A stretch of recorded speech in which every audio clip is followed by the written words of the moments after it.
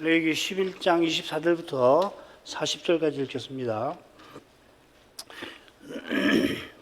이런 유는 너희를 부정케 하나니 누구든지 이것들의 죽음을 만지면 저녁까지 부정할 것이며 무릇 그 죽음을 옮기는 자는 그 옷을 빨지니 저녁까지 부정하리라.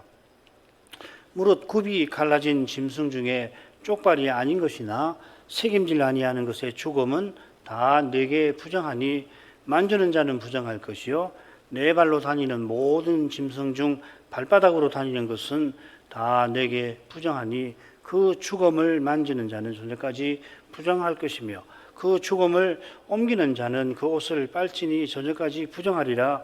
그것들이 내게 부정하니라. 땅에 기름바 기는 것 중에 내게 부정한 것은 이러하니 곧 쪽제비와 쥐와 도마뱀 종류와 합개와 육지 악어와 수금과 사막 도마뱀과 칠면 석척이라. 모든 기는 것 중 이것들은 내게 부정하니 무릇 그 죽음을 만지는 자는 저녁까지 부정할 것이며 이런 것 중 어떤 것의 죽음이 목기에든지 의복에든지 가죽에든지 부대에든지 물론 무엇에 쓰는 그릇에든지 떨어지면 부정하여지리니 물에 담그라. 저녁까지 부정하다가 정할 것이며 그것 중 어떤 것이 어느 질그릇에 떨어지면 그 속에 있는 것이 다 부정하여지나니 너는 그 그릇을 깨뜨리라. 먹을 만한 축축한 식물이 거기 담겼으면 부정하여질 것이요 그 같은 그릇에 마실 만한 마실 것도 부정할 것이며 이런 것의 죽음이 물건 위에 떨어지면 그것이 모두 부정하여지리니 화덕이든지 일치상관이든지 깨뜨려 버리라. 이것이 부정하여져서 너희에게 부정한 것이 되리라. 샘물이나 방충물 웅덩이는 부정하여지지 아니하되 그 죽음에 다닥치는 것만 부정하여질 것이요 이것들의 죽음이 심을 종자에 떨어질지라도 그것이 정하거니와 종자에 물을 더할 때에 그것이 그 위에 떨어지면 너희에게 부정하리라. 너희의 먹을 만한 짐승이 죽을 때에 그 사체를 만지는 자는 저녁까지 부정할 것이며 그것을 먹는 자는 그 옷을 빨 것이요 저녁까지 부정할 것이며 그 죽음을 옮기는 자도 그 옷을 빨 것이요 저녁까지 부정하리라. 음식 정결법 한가운데 부정법이 방금 읽은 부분이 부정법이죠. 그리고 앞뒤로 먹을 수 있는 동물과 없는 동물, 정한 동물과 부정한 동물에 관한 규정이 앞뒤로 나옵니다.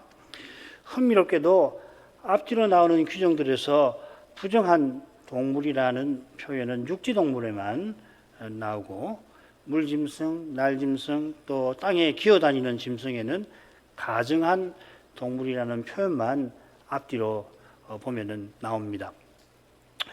정한 동물이라는 물짐승 또 날짐승, 새, 곤충에도 보면은 먹을 수 있는 동물, 그 정한 동물이 틀림없이 있긴 한데 정한 동물이라는 표현 자체는 나오지는 않습니다. 반면에 부정법에는 가정한 동물이라는 표현이 가정하다는 표현이 나오지를 않습니다. 이 가정함은 부정한 동물의 사체를 먹는 것 이렇게 정의할 수가 있습니다. 부정법에는 부정한 동물의 사체 먹는 경우를 다루지를 않기 때문에 이 가정함이라는 표현이 나오지 않는 것 같아요. 오직 정한 동물의 사체를 먹는 경우만 39절 40절에 나오죠. 이 경우는 가정해지는 것 아니고 부정해집니다. 그처럼 부정법의 머리말에 보면 이 동물의 사체를 만지거나 옮기는 것을 언급하고 이게 주제라는 것을 알 수가 있습니다. 이 만진다는 표현이 이 정결법전에서 대단히 중요합니다. 이 표현이 이 음식 정결법에만 아니라 출산 정결법 그리고 유출병 정결법에도 상당히 나옵니다. 흥미롭게도 정결법전에서 가장 긴 부분 가운데 13, 14장의 문둥병 정결법이 나오는데 여기는 이 동사가 나오지 않아요. 이 동사가 이 나가라는 말이고 대신에 이 동사의 명사 내가라고 하는 표현이 무려 61번이나 나옵니다. 이 표현이 이 문둥병의 상징적 의미를 아는데 대단히 중요한 표현이고 그 의미가 부정법에서 다루는 이 만짐이라는 거, 이 나가라고 하는 것과도 연결이 되어 있습니다. 이건 뭐 다음 시간쯤에 이런 걸 설명을 더 해드릴 수 있을 것 같습니다. 지난 시간에 이어서 26절, 28절로 가겠습니다. 무릇 굽이 갈라진 짐승 중에 쪽발이 아닌 것이나 새김질 아니한 것의 죽음은 다 내게 부정하니 만지는 자는 부정할 것이요 네 발로 다니는 모든 짐승 중 발바닥으로 다니는 것은 다 내게 부정하니 그 죽음을 만지는 자는 저녁까지 부정할 것이며 그 죽음을 옮기는 자는 그 옷을 빨지니 저녁까지 부정하리라. 그것들이 내게 부정하니라. 머릿말에 이어서 부정법은 부정한 육지 동물의 사체를 만지거나 옮기는 행위를 다룹니다. 이것과 짝을 이루는 부분이 39, 40절인데 거기는 정한 육지 동물의 사체와 관련된 동일 행위를 물론 먹는 것도 포함이 되지만 다룹니다. 부정한 육지 동물이라고 해서 그 사체를 만지거나 옮기는 행위가 더 부정하게 되는 건 아닙니다. 똑같이요. 그처럼 곧 살필 땅에 기어다니는 동물의 사체도 그것을 만지거나 옮기는 사람을 부정하게 만듭니다. 만지는 것보다 옮기는 행위가 좀 더 부정하게 만들긴 하지만은 기어다니는 동물이라고 해서 기어다니는 동물은 전부가 가정한데 더 부정하게 만들지는 않습니다. 자, 이런 점을 참조해서 사체의 접촉이 부정하게 만드는 이유가 뭔지를 조금 살펴야 할 것 같습니다. 우선 사람의 시체를 접촉을 하면은 7일간 부정해지는 규정과 비교해 볼 만해요. 사람의 시체는 동물의 사체보다 더 부정하게 만듭니다. 우선 사람의 시체 접촉은 레위기 정결법에 나오질 않습니다. 시체 접촉에 관한 규정은 민수기 19장에 나오지요. 왜 거기 나오냐면 바로 앞에 16, 17장에 보면은 많은 시체가 생긴 불행한 사건들이 나오죠. 이 고라의 반역이라고 묶을 수 있는데 거기 보면 대략 15,000명 정도가 엎드러집니다. 시체가 생깁니다. 시신 접촉은 중대한 부정의 상태를 불러일으킵니다. 정결법전에서 중대한 부정의 상태를 가져오는 사례가 바로 출산 그리고 유출병, 장기 유출병입니다. 유출병이 두 종류가 있는데 장기 유출병 그리고 문둥병인데 좀 더 정확하게 말하면 출산한 어머니 그리고 장기 유출병이나 문둥병에 걸린 본인입니다. 문둥병과 장기 유출병은 병에서 벗어난 후에도 7일 동안 부정한 상태로 지내고 또 제사를 드립니다. 그러니까 병이 있는 동안은 당연히 부정한 상태로 지내게 되겠죠. 장기 유출병 여인과 동침한 남자가 7일 동안 부정하게 되니까 얼마나 중대한 부정인지 알 수가 있죠. 레위기의 세 사례, 출산, 장기 유출병, 문둥병이 시신 접촉보다 더 부정하게 만드는 겁니다. 이 사례들은 우리가 살핀 대로 범죄한 인생에게 내리신 하나님의 저주를 가리킵니다. 상징적으로 가리키는 거죠. 그 저주는 하나님을 가까이 하도록 지원받은 인생이 하나님의 선하심과 사랑에서 끊어진 것입니다. 하나님의 형상대로 지원받은 고귀한 사람이 성신께서 더 이상 더불어 실험하지 아니하시는 육이 되어버린 그걸 가리키는 거죠. 이게 선악과를 먹는 날에는 정령 죽으리라 하신 그 경고입니다. 요컨대 정결법전에 나오는 중대한 부정의 사례들은 하나님을 떠난 죽음을 상징적으로 보여주는 대표적 예들이라고 할 것입니다. 이런 점에서 부정한 동물의 사체를 먹는 일을 가정하다 하신 뜻이 있습니다. 가정이라고 하는 것은 가장 부정한 상태인데요. 하나님을 떠난 상태를 넘어서서 하나님의 거룩하심을 침해하는 것을 가리킵니다. 이건 뭐 백성에게서 끊어지는 중벌을 받는 것이죠. 아래 나오는 도표는 이 중대한 부정의 상태에 대한 예들인데 참조하시기를 바랍니다. 26절에 보면 쪽발 아닌 것과 새김질 않는 것의 주검은 제가 사체가 더 정확하다고 말씀드렸죠. 성경에 주검이라고 되어 있으니까 일단 쓰십시다. 26절에 보면 이 주검이라고 하는 말이 나옵니다. 다 내게 부정하다. 원문에는 사실 주검 없습니다. 그래도 괜찮은 번역이에요. 왜냐하면 27절에 보면 네 발로 다니되 발바닥으로 다니는 굽이 없는 짐승의 죽음이 분명히 나오거든요. 이건 쪽발 아닌 짐승을 가리키는 거죠. 고양이나 강아지 같이. 쪽발 아닌 것과 책임질 않는 육지동물이 다 내게 부정하다고 했지만 결국 그 주검을 만지거나 운반하는 경우에 부정하게 된다 하는 뜻입니다. 이것은 음식법에서 들짐승이나 날짐승 중에 먹지 못하는 것을 내게 가정하다고 표현한 것과 비슷합니다. 이미 설명해 드린 대로 수중 생물의 지느러미와 비늘 없는 것은 내게 가정하니라 했는데 이런 것들의 죽음을 사체를 먹으면은 가정하게 된다는 뜻인데 이렇게 표현을 한 거죠. 지느러미가 없더라도 살아있는 고기라면은 그걸 만지거나 운반할 경우에 혹은 헤엄을 치다가 스칠 경우에 부정해지지 않습니다. 그러니까 26절에 죽음이라는 표현이 없더라도 부정한 육지동물은 다 내게 부정하다 했는데 이 말은 뭐냐면 그것의 죽음을 사체를 만지거나 운반하면 부정하게 된다 하는 그런 뜻으로 새겨야 하는 겁니다. 살아있으면 부정하게 되지 않죠. 부정한 육지동물의 죽음을 만지거나 옮기는 자는 저녁까지 부정합니다. 저녁 번제드릴 때에 정결한 상태로 회복됩니다. 회복되기 위해서는 밟아야 할 절차가 있는데 죽음을 만진 자는 몸을 씻어야 하고 옮기는 자는 옷까지 빨아야 합니다. 물로 정결하게 하는 절차가 있습니다. 만지는 자는 저녁까지 부정하다고만 되어 있지만 이 다른 데를 이 모세율법을 다 참조해 보면 몸을 씻어야 한다는 뜻입니다.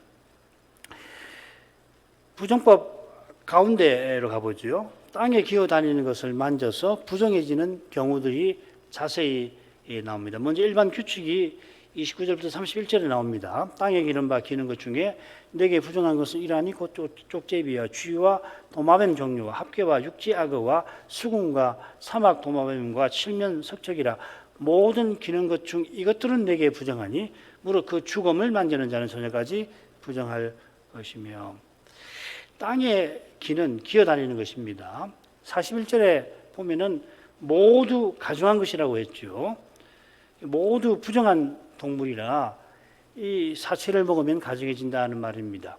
날짐승이나 물짐승은 정한 동물이 있어서 먹을 수 있는 게 있잖아요. 그런데 땅에 기어다니는 것은 다 부정합니다. 그래서 그 사체를 먹으면 가증해져서 41절에 다 가정하다 이렇게 한 겁니다.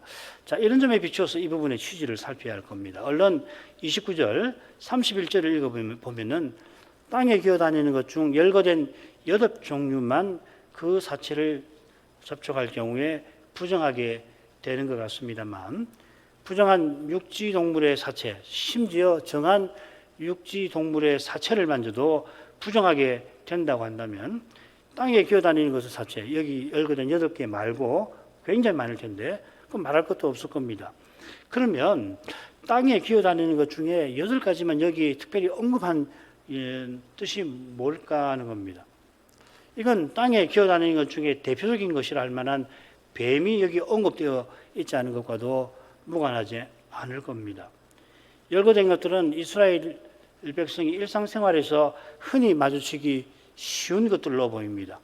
요컨대 이어지는 30절부터 38절까지의 규정과 관련이 되어 있다는 것을 보여줄 것입니다. 자, 우선 열거된 8종류 중에 처음 들은 설치류고요.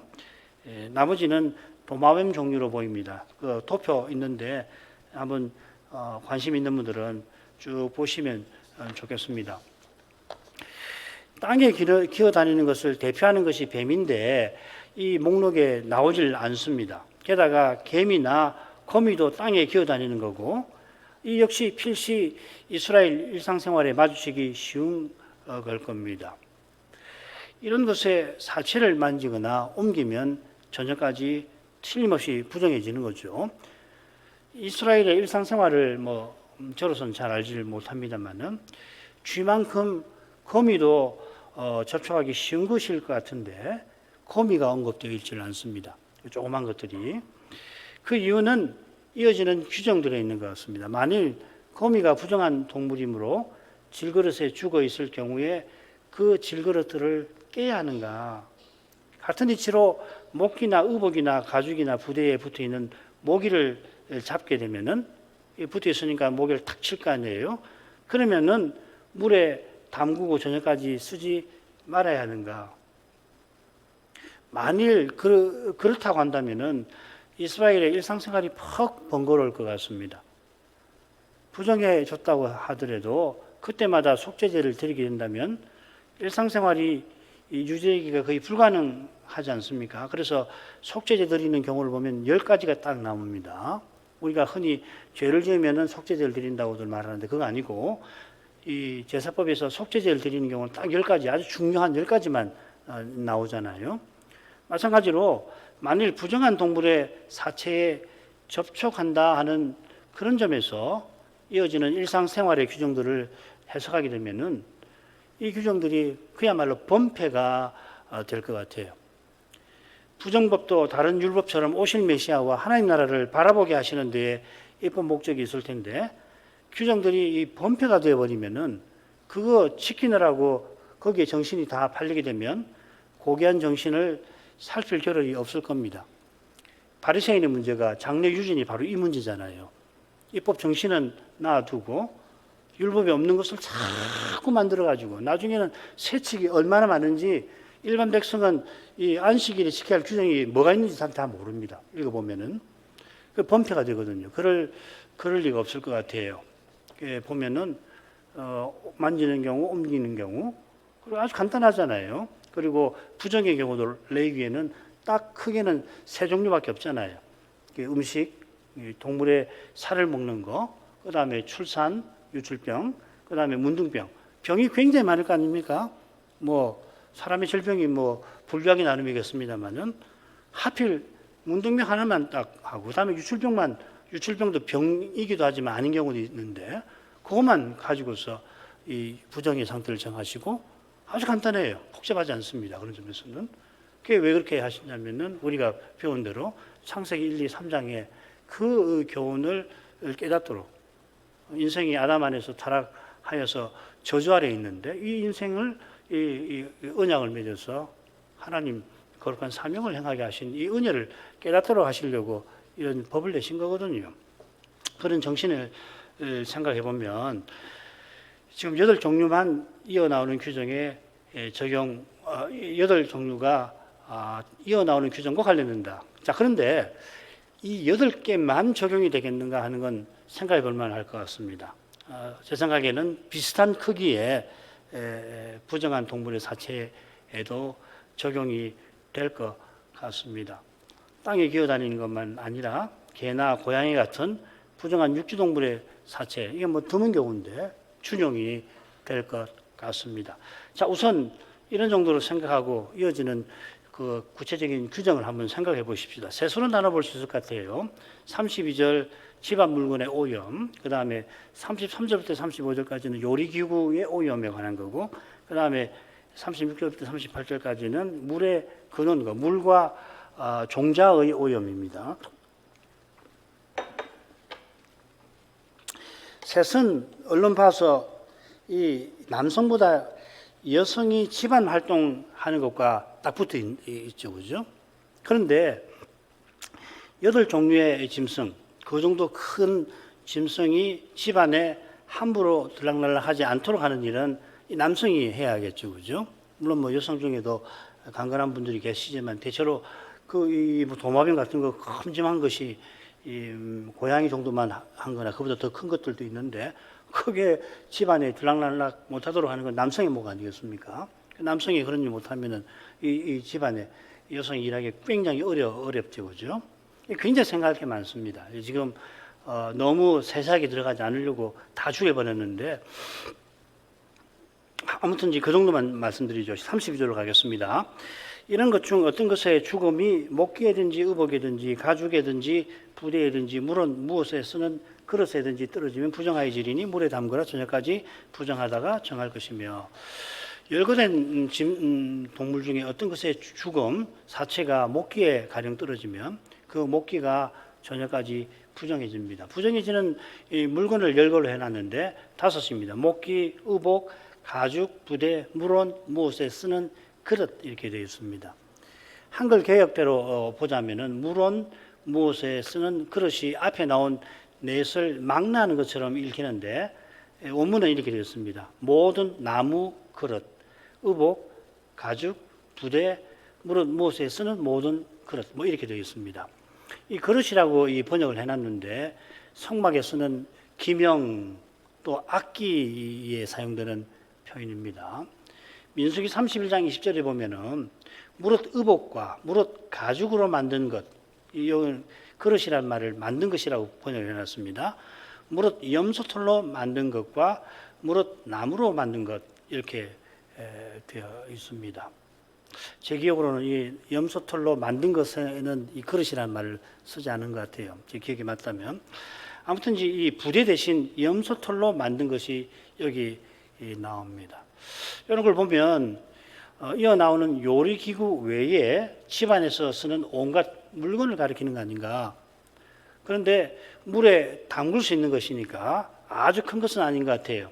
레위기 15장에서 나오는 그 침상 같은 거, 그것은 아닌 것 같고 그 외에 일상생활에서 쓰는 물건들 같습니다.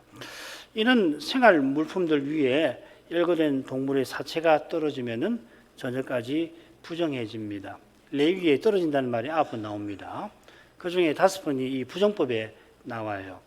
그 외에 3번이 사체와 관련해 되어서 나오는데 레위기 26장 언약문에 나옵니다. 그게 엎드러진다 이렇게 번역이 해놨습니다. 배도한 언약 백성이 심판받아 엎드러질 거라고 하는 경고입니다. 그게 떨어진다는 말을 썼습니다. 나머지 한 번은 영광 구름에서 여호와의 불이 재물 위에 떨어진 데 나옵니다. 이런 용례들을 참조해 볼 때에 열거된 동물의 이 사체가 떨어진다는 것은 떨어진다고 표현한 것은 죄로 말미암은 여호와의 저주를 떠오르게 합니다. 이스라엘 백성이 이런 표현을 어떻게 연상했는지 사실 저는 굉장히 궁금합니다. 아무튼 부정법에 나오는 여러 사례들은 하나님의 언약과 관련된 중요한 상징적 의미를 지닐 겁니다. 주의 사체가 늘 입고 다니는 그 외투에 떨어져 있으면 누구라도 기분이 좋지 않고 게다가 흔히들 종교나 관습에 따라 금기가 생기게 되죠. 그죠? 생기고 나죠. 터부라고 하는 거. 가령 그런 경우 부정탔다 해가지고서 태워버려야 된다는 식. 그런 이 금기가 우리 사이에도 굉장히 많지 않아요. 그죠? 그래서 뭐 손톱을 어디선 잘라서는 안 된다든지 저녁에는 손톱을 잘라서는 안 된다든지 이게 다 터부거든요. 그런 금기처럼 이 부정법의 규정을 생각하지 않도록 주의해야 합니다. 이게 문화인류학적인 해석법인데 그건 좋지 않습니다. 이 규정들을 하나님이 세우신 거고 우리가 생각한 대로 이 부정이 실제로는 제사에 나갈 수 없는 상태로서 창조와 타락과 구원과 관련된 중요한 상징적 의미를 지니는 거라면 이런 규정들에서도 이런 성경적 의미를 찾아내려고 힘써야 할 것입니다. 굉장히 어려운 일이긴 하지만 또 누군가가 조금 생각하고 또 다음에 또 누군가가 설명하면은 틀림없이 모두가 수긍할 만한 그런 의미를 찾을 수 있을 것 같아요. 32절에 언급된 것이 정확하게 무엇인지는 모르지만은 일상생활에 늘 쓰는 물건, 그러니까 언약 백성으로 살아가는 데 쓰는 것이겠죠. 그런 물건에 하나님의 저주를 떠오르게 하는 사체가 떨어져 있을 때에 언약 백성은 그 사례에서 인생이 죄로 죽은 상태를 생각해보고 거기서 건져주신 하나님의 은혜를 바라보도록 하신 것 같습니다. 그 다음 33절부터 35절 그것 중 어떤 것이 어느 질그릇에 떨어지면 그 속에 있는 것이 다 부정하여지나니 너는 그 그릇을 깨뜨리라. 먹을 만한 축축한 식물이 거기 담겼으면 부정하여질 것이요 그 같은 그릇에 마실 만한 마실 것도 부정할 것이며 이런 것의 죽음이 물건 위에 떨어지면 그것이 모두 부정하여지리니 화덕이든지 질탕관이든지 깨뜨려 버려라. 이것이 부정하여져서 너희에게 부정한 것이 되리라.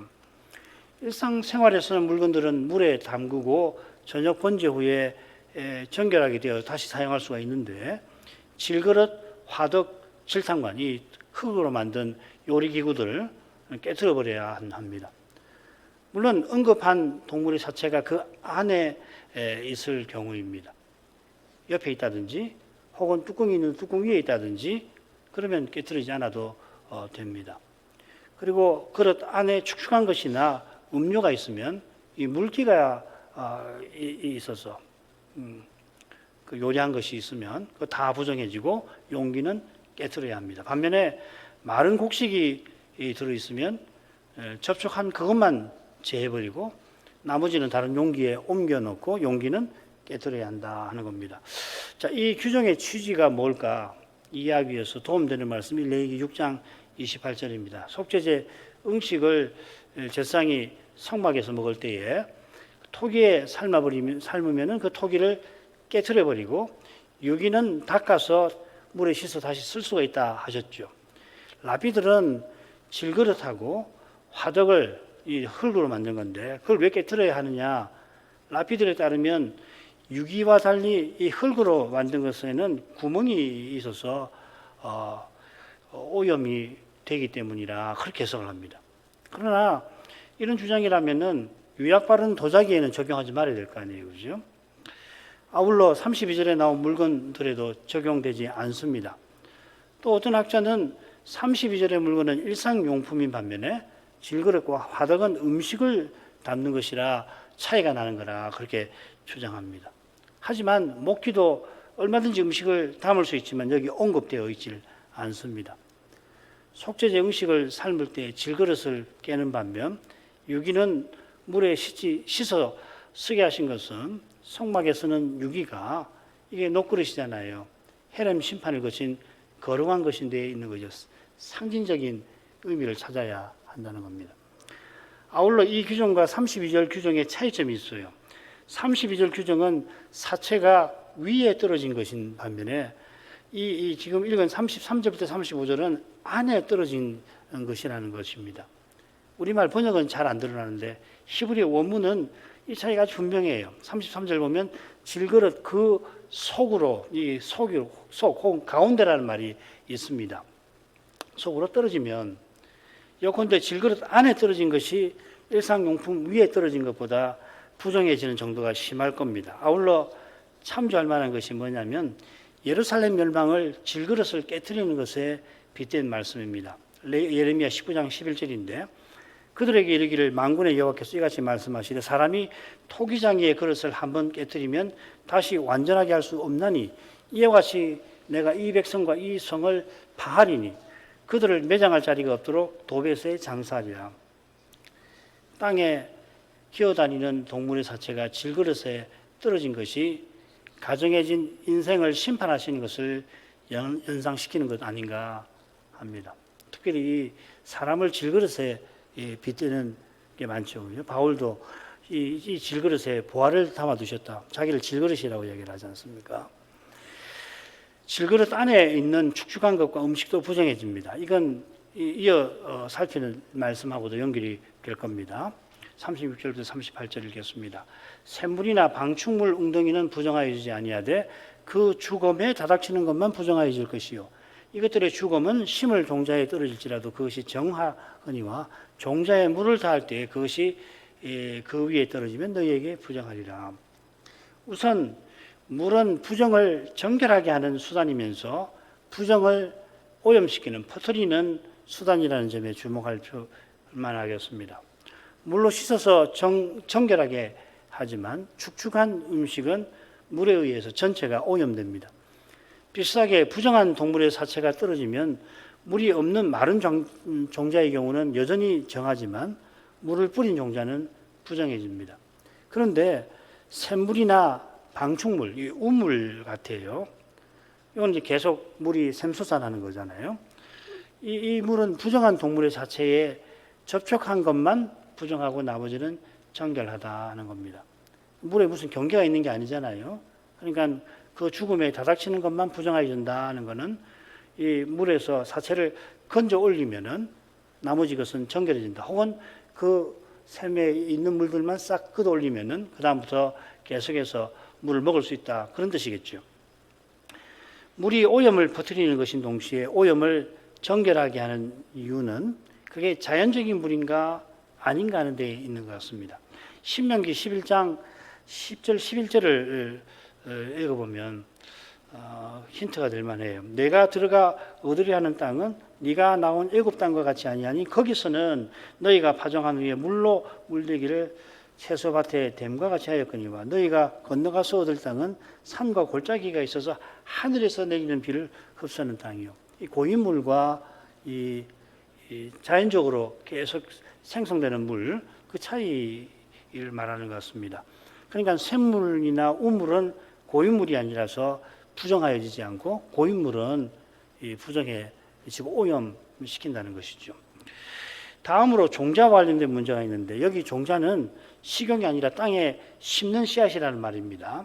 그래 마른 상태면 부정한 동물의 죽음에 접촉해도 부정해지지 않는 반면에 젖은 상태로 있으면 부정해집니다.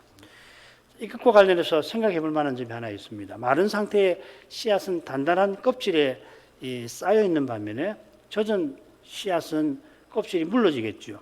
말하자면 씨앗의 단단한 껍질이 부정한 죽음, 이 사체와의 접촉을 막아주는 역할을 하는 것 같습니다. 이 물짐승의 비늘이나 육지동물의 굽과 같은 역할을 하는 게 아닌가 그런 생각을 해봅니다. 마지막으로 우리는 이 물이 사체를 정결케 하는 것이 아니라 사체를 접촉한 사람을 정결케 한다는 사실에 주목해야 합니다.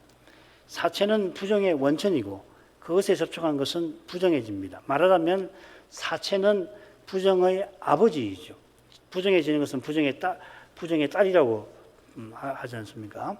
이 부정의 아버지는 결코 정결하게 되지 않습니다. 그게 물을 뿌린다고 해서 정결되지 않단 말이죠.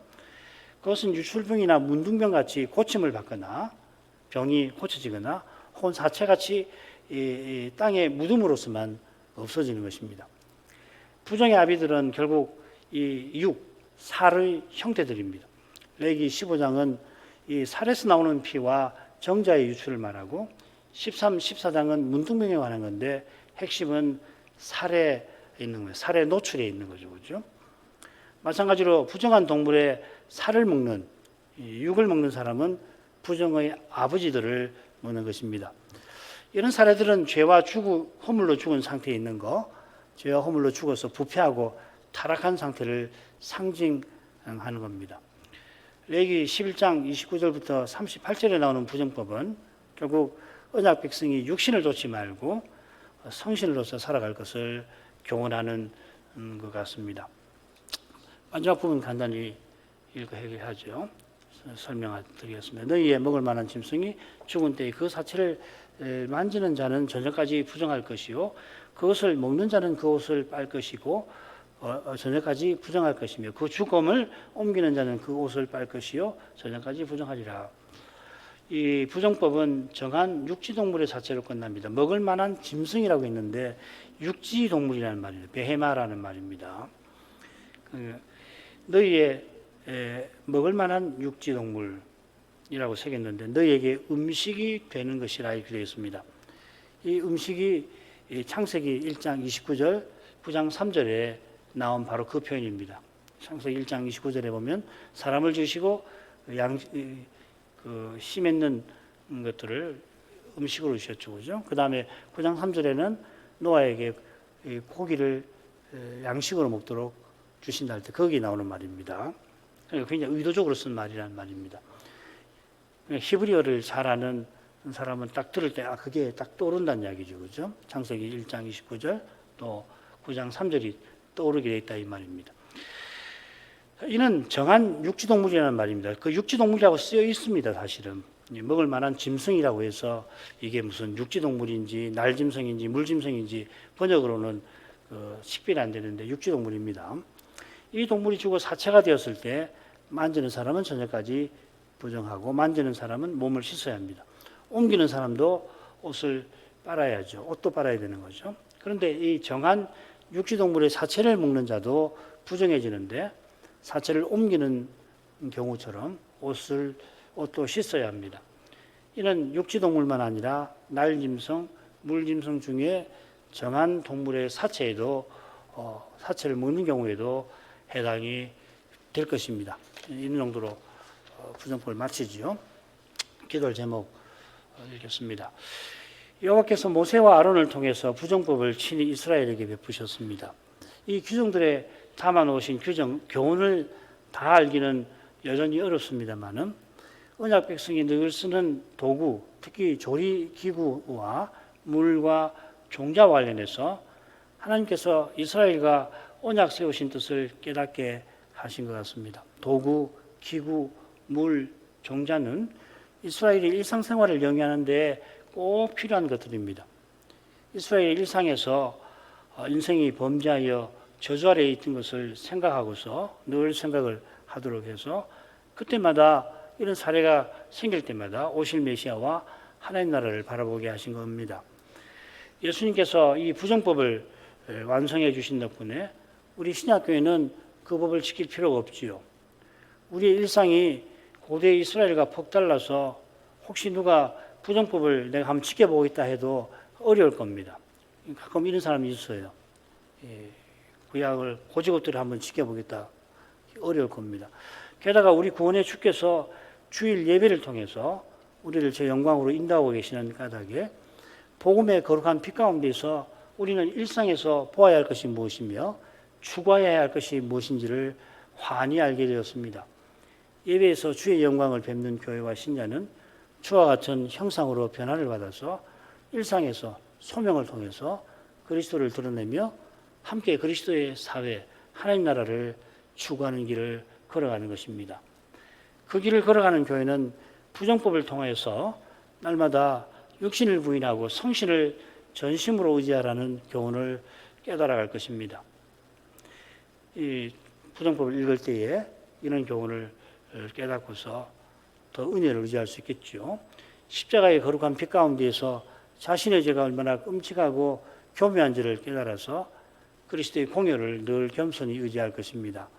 그처럼 말씀의 빛 가운데에서 때를 따라 도우시는 긍휼하심과 은혜가 또 우리에게 절실합니다. 우리가 기도하지 않을 수가 없습니다. 오늘도 이런 은혜를 때를 따라 도우시는 긍휼하심과 은혜를 구하겠습니다. 신학교와 신학생들 위해서 기도해 주시기 바랍니다. 기도하겠습니다. 거룩하신 아버지, 오늘 부정법을 살피게 하셔서 감사합니다. 예수께서 십자가를 져주셔서 율법을 완성해 주신 덕분에 저희가 하늘에 안침을 받고 저희 드리는 예배가 하늘 성소에 이르는 것이 되게 하여 주신 까닭에 이제 저희는 구약 시대 이스라엘이 오실 메시아와 하나님 나라를 깨닫도록 주신 제사 규례나 성전 제사와 관련된 법들을 지키지 않게 하셨습니다. 이스라엘이 성막과 제상과 제사 규례를 통하여서 또 그 제사에 나아가는 조건을 다루는 정결법전을 지킴으로써 바라보았던 그 메시아께서 이미 이 세상에 오셔서 예언약을 친히 이루어 주시고 인생이 하나님께 나아갈 새롭고 산 길을 열어주셨습니다. 이제 신약교회는 이 길로 하늘의 하나님께 나오게 하십니다. 우리가 이른 곳은 신의 광야, 신의 산이 아니고 하늘의 시온과 예루살렘입니다. 바울 사도는 우리가 그리스도와 함께 그리스도 안에서 하늘에 앉게 하셨다고 교훈하였습니다. 우리의 머리이신 그리스도께서 우리가 들어갈 그 영광에 먼저 나아가실 뿐만 아니라 그 영광을 향하여 주님의 몸인 저희를 이끌고 계십니다.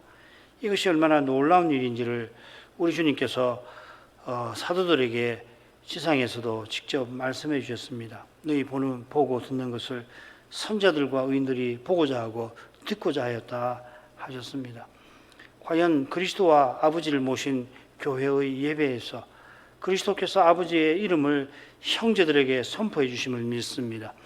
우리 주님께서 사도와 선자를 통하여 말씀해 주시니 저희가 과연 그러하다 고백합니다. 바울이 먼데 있는 에베소 교회에게 부활하신 그리스도께서 평안을 전해주셨다고 교훈하였습니다. 자기는 질그릇에 불과한데 이 질그릇에 보화를 하나님이 담아주시고 그 질그릇을 자기를 에베소로 이끄시고 에베소 사람들에게 질그릇에 담긴 보화를 그리스도께서 전해주셨다고 그가 고백한 것입니다. 그처럼 사도가 전한 대로 말씀을 전하고 받는 거기에 그리스도께서 임재하셔서 친히 말씀하심을 고백합니다. 친히 말씀하시는 그것을 가리켜서 바울은 주의 영광이 비친다고 하였습니다. 이 교훈을 저희가 겸손히 받게 해 주옵소서. 성신께서 그렇다고 가르쳐 주시고 믿게 하십니다. 이러한 믿음을 이 시대는 전근대적인 종교적 신념에 불과하다고 폄하할 것입니다. 이 세상에서는 광신이라고도 부를 것입니다. 교회에서도 점점 이런 믿음은 환영과 지지를 받지 못하게 되고 있습니다. 그리스도의 부활이 과학적으로 있을 수 없는 일이라 고지고대로 받아들일 수 없다고 하고 그저 예수의 사랑이 우리 마음에 있는 이것이 이 그리스도의 부활이라고 하는 그런 가르침이 교회에 점점 퍼져가고 있습니다. 자비하신 아버지, 하나님의 거룩하심을 침해하는 그런 무서운 일이 처체에 일어나고 있습니다. 이러한 두려운 일을 멀리하고 거룩하신 하나님을 가까이 하게 하려고 하나님이 옛적에 부정법을 이스라엘에게 주신 줄 믿습니다. 말씀의 거룩한 빛이 이 부정법에서도 역시 비치고 있음을 믿습니다. 그 빛에 우리의 죄가 얼마나 끔찍하고 교묘한지가 드러나게 하셔서 저희가 육신을 부인하고 성신을 더욱 의지할 수 있게 하옵소서. 고대 이스라엘보다 사도들의 활약하던 초대교회보다 우리에게 이 믿음이 더욱 절실한 것을 고백합니다. 오직 그리스도를 참으로 고백할 수 있게 해 주옵소서. 달리는 이 시대의 도전을 이길 수가 없음을 고합니다. 때를 따라 도우시는 지금 이때에 꼭 필요한 주님의 은혜를 교회들에게 내려주시옵소서. 이제도 저희 이 심령을 살펴주시고 저희 기도를 응답해 주시옵소서. 예수님의 이름으로 기도합니다.